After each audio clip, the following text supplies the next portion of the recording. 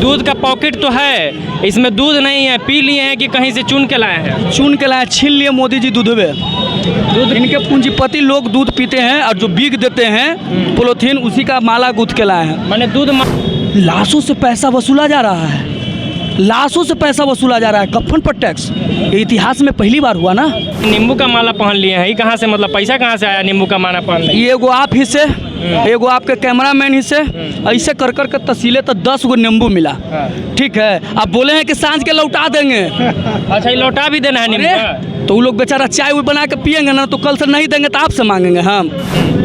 तू तो पढ़ल लिखल सिलेंडर लेला है कि ना, हमनी सिलेंडर ना आवे तो कैसे राइट आती, एकदम राइट बता दूँ तोरा। इतना जाना है कि 1000 से ऊपर चल गए। अब तोरा ही आवा तो तू पैसा दिलो तो तोरा पता चला होता कि कितना में है ना। अब केंद्र में 10 लाख रोजगार देंगे, मतलब कि 19 लाख गायब। बेरोजगार तलवा रहे हैं, जैसे ही कहते हैं ना, रोजगार यही है। अगुआ आया है अमित बाबू के घर है, इनकर बियाह ला, तो लड़की वाला पूछा तोर बेटा कोची में नौकरी कर हो, ताकि फोर्स में तो कितना साल वाला हवा, ताकि 4 साल वाला, ताकि ना बेटी देवो। बियाह से मना कर दिया, एकदम मना कर दिया। अब बताइए, जलती आग सीने में नहीं डरता किसी सिकंदर से, मगर हूँ बाप बेटी का डरा रहता हूँ अंदर से। वह दिखती हंसनी सी है, वह कोयल जैसी गाती है, उजाला हर तरफ होता जब भी वह मुस्कुराती है। विद्या में विजयी होती फिर किसी धुरंधर से, मगर हूँ बाप बेटी का डरा रहता हूँ अंदर से। इस सरकार में लोग ये कहते हैं आपके कुल के दीपक को बढ़ाती है बेटियां, फिर भी पैरों तरह कुचली जाती हैं बेटियां इस सरकार में। नमस्कार, मैं हूं सिंह आदर्श। आप लोग सोच रहे होंगे कि अभी आरजेडी कार्यकर्ताओं के साथ मैं क्यों बैठ गया हूं, तो आपको बता दूं कि आज प्रतिशोध मार्च है और आरजेडी के जो कार्यकर्ता है, आरजेडी के जो नेता है, महागठबंधन के जो नेता है, वो पटना के सड़कों पर महंगाई, बेरोजगारी और इत्यादि जो जरूरी मुद्दे हैं, जो जनमानस का मुद्दा है, जो आम जन का मुद्दा है, उसके खिलाफ लोग सड़कों पे निकल चुका है। और यहाँ पे ये नेताजी बैठे हुए हैं और इनके विरोध का तरीका बड़ा नायाब लगा, तो सोचे कि हम भी थोड़ा देर इनके साथ बैठ के और इनसे बतिया लेते हैं। कुछ चीज़ आपको दिखा देते हैं कि सब्जी वगैरह लेकर बैठे हुए हैं, करेला है, लौकी है, मिर्चा भी लिए हुए हैं और नींबू जो बड़ा, हाँ धनिया का पत्ता भी है। नींबू जो बड़ा आजकल महंगा हुआ है तो उसका हारे पहन लिए हैं। और उसके अलावा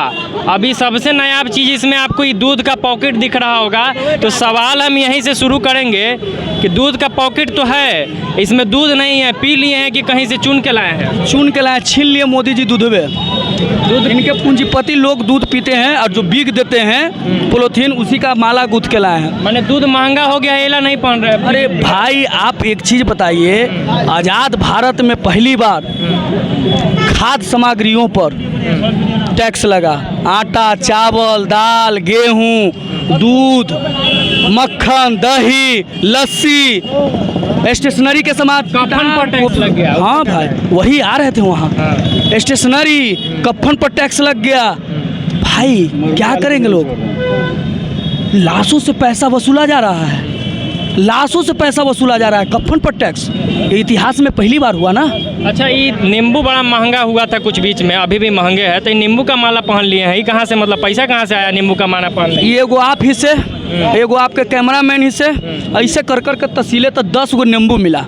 ठीक है, आप बोले हैं कि सांझ के लौटा देंगे। अच्छा, ये लौटा भी देना है नींबू? तो वो लोग बेचारा चाय वो बना के पियेंगे ना, तो कल से नहीं देंगे तो आपसे मांगेंगे हम।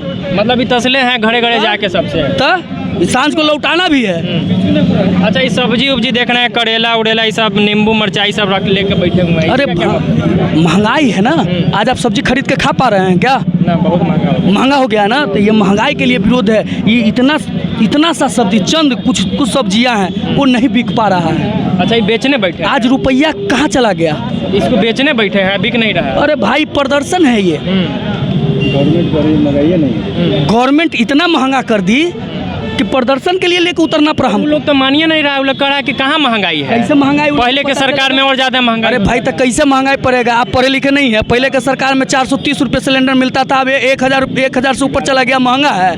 महंगा नहीं है, 1200 रुपये। 1000 से ऊपर बोल दिया तो 1200-1300 जो लगावे का तू लगा ला। तू तो पढ़ लिखल सिलेंडर लेला है कि ना, हमनी सिलेंडर ना आवे तो कैसे राइट आती, एकदम राइट बता दूँ तोरा। इतना जाना है कि 1000 से ऊपर चल गए।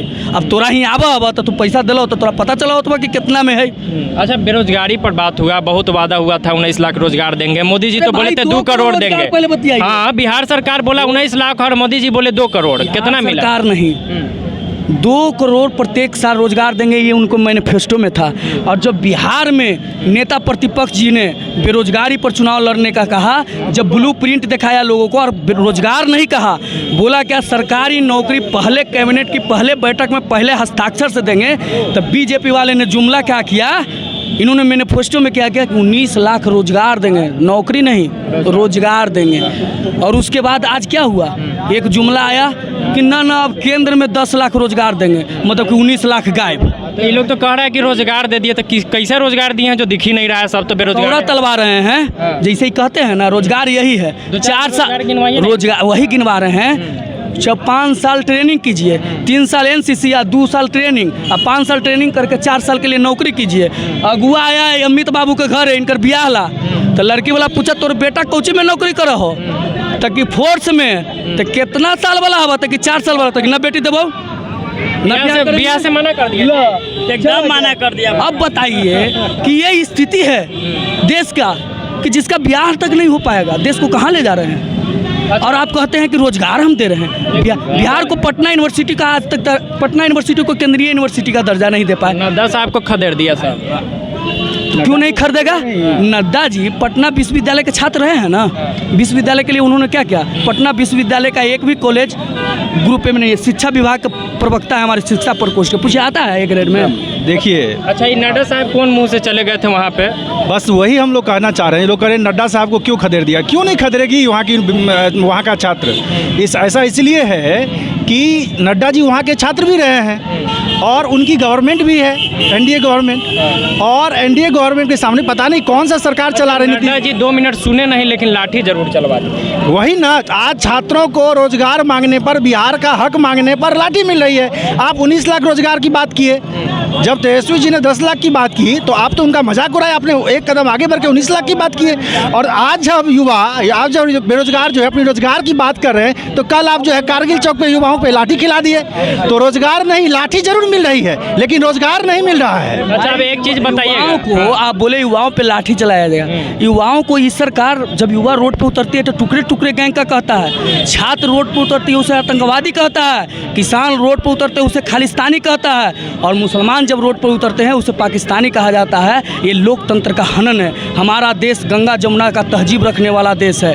हमारे देश में हिंदू मुस्लिम सिख ईसाई हम हैं आपस में भाई भाई, जात धर्म इन सब से परे है हमारा देश। हमारे देश का संविधान सर्वोपरि है और हमारे देश का संविधान सारे देशों के संविधान से अव्वल है। पहले प्राथमिकता। दो जरूरी मुद्दा और है जिस पे आप लोग भी कर रहे हैं। ये लोग कहता है कि मोदी सरकार में एको को भ्रष्टाचार नहीं हुआ, आप लोग कहते हैं कि भ्रष्टाचार के खिलाफ प्रतिशोध मार्च निकाला। गूगल है आपके पास, 60 को भ्रष्टाचार है गूगल पर, आप चेक कर लीजिए। गिनवा दीजिए कुछ। 5 गिनवा देते हैं आपको हाल में आया है कि डिप्टी सीएम तारकिशोर प्रसाद जी के परिवार ने 55 करोड़ का घोटाला किया, ऑडिट में पकड़ा गया। पता चला भू अर्जन विभाग में जो ऑडिटर ने ऑडिट किया, बोला कि 1,45,000 करोड़ रुपया तो इसी गायब हो गल बा, ऑडिट में फाइल पर है ना पैसा गायब हो गलो।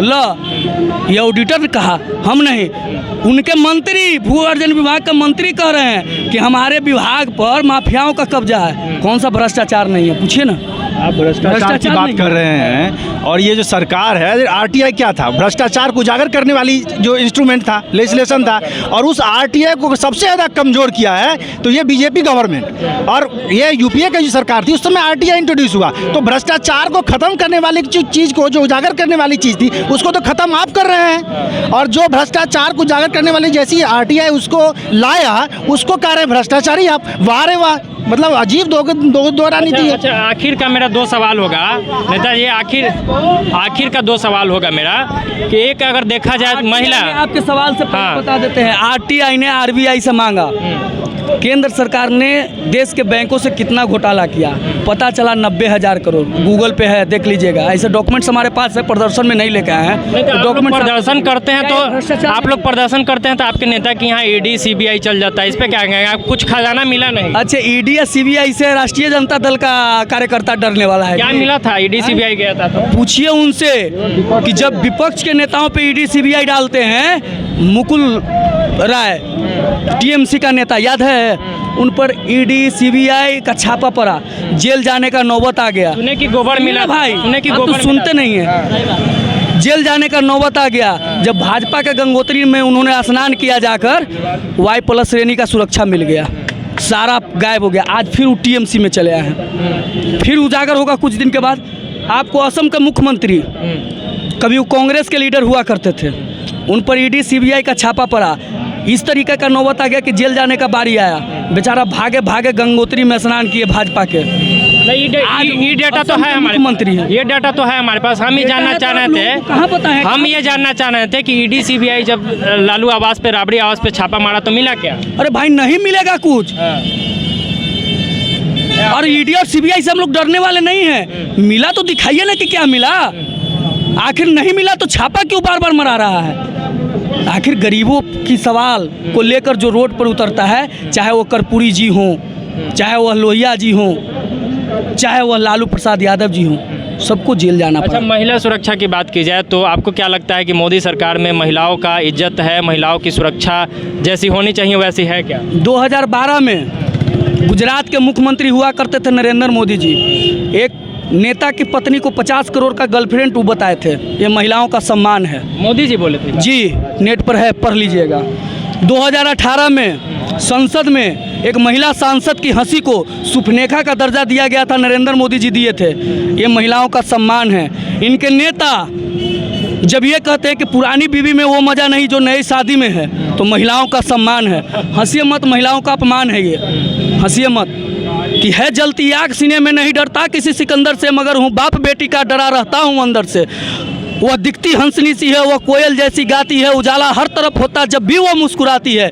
विद्या में विजयी होती फिरे किसी धुरंधर से, मगर हूँ बाप बेटी का डरा रहता हूँ अंदर से। इस सरकार में लोग ये कहते हैं आपके कुल के दीपक को बढ़ाती है बेटियाँ, फिर भी पैरों तरफ कुचली जाती हैं बेटियाँ इस सरकार में।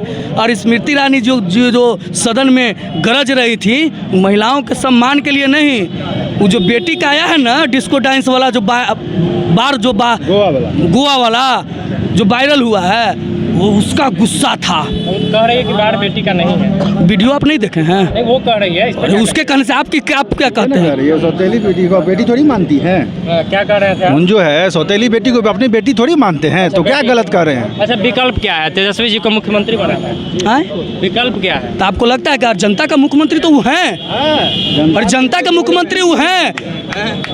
जनादेश की चोरी कर ये लोग सत्ता में आए। अच्छा, एक साथ आप सब लोग बोल दीजिए कि बहुत सारे रैली में लोग आता है तो पता नहीं होता है कि क्या हो रहा है, तो तेजस्वी को मुख्यमंत्री बनाने के लिए आप लोग सब लोग यहाँ पर। अरे भाई, बेरोजगारी तो तेजस्वी यादव जनता का मुख्यमंत्री हैं। आज चुनाव है कि आज मुख्यमंत्री बनाएंगे?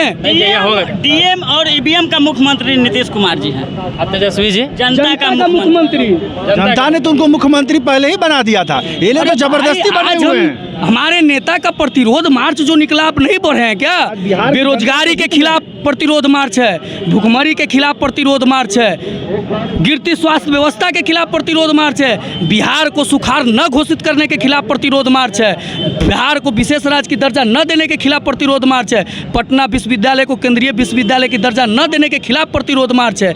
आज जो भुखमरी 65% तक चला गया, उसके खिलाफ विरोध मार्च है, प्रतिरोध मार्च है। मुख्यमंत्री हम बनाएंगे 25 में, चिंता मत कीजिए। और अभी जनता के मुख्यमंत्री हुए हैं, 5 बजे जाकर मिलिएगा, सारा जनता वहाँ जाते हैं और लोगों का निदान भी होता है परेशानी का। चलिए, तो मुद्दा तो जायज़ है, बेरोजगारी का मुद्दा है, महंगाई का मुद्दा है, महिला सुरक्षा की मुद्दा है, पटना विश्वविद्यालय का मुद्दा है, कुल मिला के बिहार का मुद्दा है। अब कौन मुख्यमंत्री बनेगा, कौन नहीं बनेगा, लेकिन फिलहाल जो मुद्दा है वो जायज़ है। तो इस वीडियो को ज़्यादा से ज़्यादा लोगों तक शेयर जरूर कीजिएगा। जय बिहार।